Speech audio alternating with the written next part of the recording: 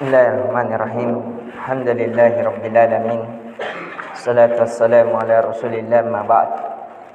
Allahumma nas'aluka al-jannata al-firdaus. Allahumma ajirna minan nar. Allahumma fakkihna fid din wa 'allimna ta'wil. Assalamualaikum warahmatullahi wabarakatuh. Alhamdulillah yang selayaknya selalu membasahi lidah kita, yang dibenarkan oleh hati yang paling dalam, yang dibenarkan pula oleh amalan anggota badan dengan cara kita berrukuk dan bersujud kepada Allah Azza wa Jalla, dan menggunakan segala nikmat sebagai jembatan untuk menggapai akhirat kita. Dan itulah kesempurnaan dari kesyukuran, dan itu diantara sifat orang-orang yang bertakwa. Dan sebagaimana yang telah kita jelaskan tentang sifat orang yang bertakwa, kita sudah singgung ada dua sifat. Yang pertama adalah Dzalikal kitabu la raiba fih, yaitu yang beriman, yang tidak meragukan Al-Quran. Di antara sifat orang yang bertakwa adalah yang tidak meragukan di dalam Al-Quran, apalagi mendustakan. Ragu saja tidak, apalagi mendustakan. Apa yang ada di dalam Al-Quran berupa pengabaran bahwasanya Tuhan hanyalah satu, bahwasanya tidak ada sembahan kecuali Allah Azza wa Jalla, bahwa segala sembahan selain Allah adalah kebatilan. Tentang yang halal Allah halalkan dan yang haram Allah haramkan. Tentang pengabaran kisah-kisah para nabi dan rasul, orang-orang yang ditolong oleh Allah dan orang-orang yang diazab oleh Allah. Ini semuanya tentang pengabaran yang dalam Al-Quran, yang selayaknya kita tidak ada keraguan di dalamnya bahwasanya pengabaran tersebut benar adanya. Dan memang demikian faktanya. Dan kita juga sudah jelaskan bahwasanya di antara sifat orang bertakwa yang kedua adalah yang menjadikan Al-Quran sebagai hudan, sebagai petunjuk dalam kehidupannya dalam segala profesi yang ia diprofesikan atasnya.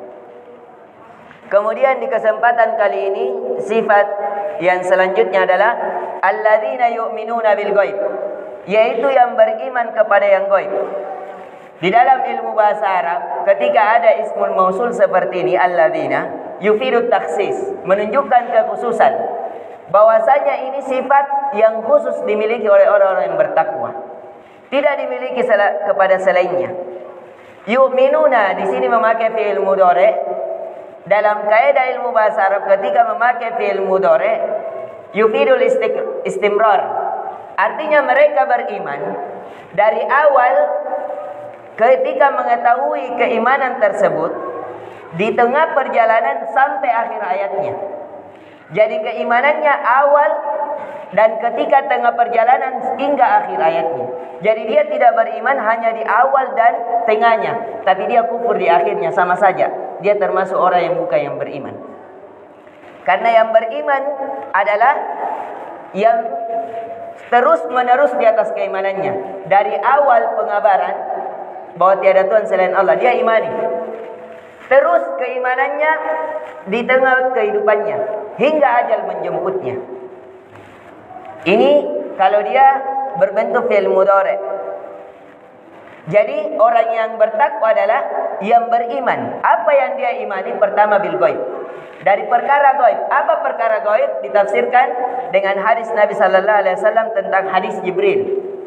Fa akhbirni anil iman. Pernah malaikat Jibril datang menyerupai manusia dengan pakaian putih bersih, hitam, rambutnya sangat hitam, tidak ada bekas safar padanya, bertanya kepada Nabi, fa akhbirni anil iman, wahai Rasulullah, kabarkan kepada saya tentang apa itu iman. Apa kata Nabi? Antu'minu billahi wa malaikatihi wa kutubihi wa rusulihi wal yawmil akhir wa khairi wa syarri, yaitu engkau beriman kepada Allah, beriman kepada rasul-rasulnya, beriman kepada kitab-kitabnya, beriman kepada hari akhirat. Di antara keimanan hari akhirat adalah beriman tentang surga dan neraka, pahala bagi orang yang bertakwa, dan balasan yang setimpal bagi orang-orang yang berada di atas jalan yang menyalahi ketakwaan. Dan itu yang dibacakan oleh imam kita di rakaat pertama. Laisal birra an tuwallu wujuhakum qibala al-masyriqi wal maghrib, walakinnal birra man amana billahi. Hingga akhir ayat.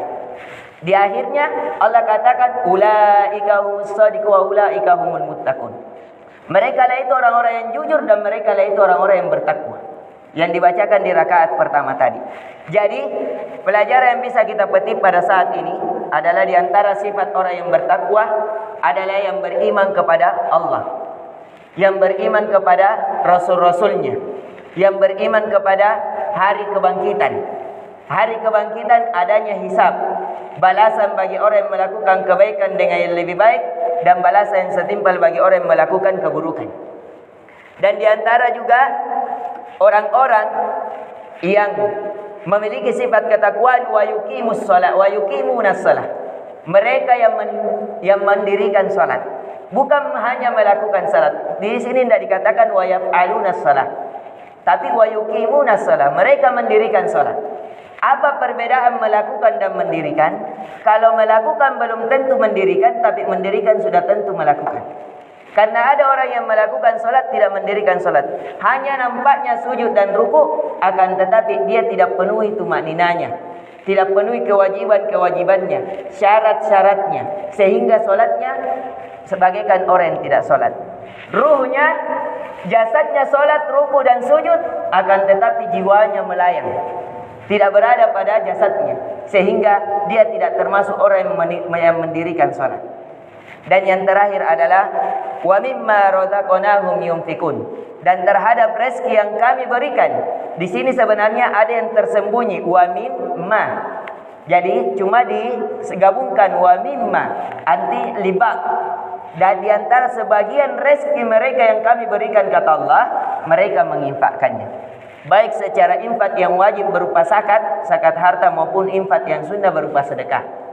Nah, ini diantara 3 sikap atau 3 sifat orang-orang yang bertakwa, yaitu yang pertama yang beriman terhadap perkara yang gaib, yang kedua yang mendirikan salat, yaitu yang memenuhi syarat-syarat dan kewajibannya, dan yang ketiga adalah yang memberikan sebagian rezekinya, baik rezeki yang ia infakkan berupa kewajiban yang mesti ia keluarkan berupa zakat, ataukah dia berupa sunnah. Zakat secara sunnah, sedekah secara sunnah. Jadi sudah ada 5 sifat di antara orang-orang yang bertakwa. InsyaAllah kita akan terperincikan di pertemuan selanjutnya. Semoga memberikan manfaat dan tambahan keilmuan kepada kita. Subhanakallahumma bihamdik, asyhadu an la ilaha illa anta, astaghfiruka wa atubu ilaik. Assalamualaikum warahmatullahi wabarakatuh.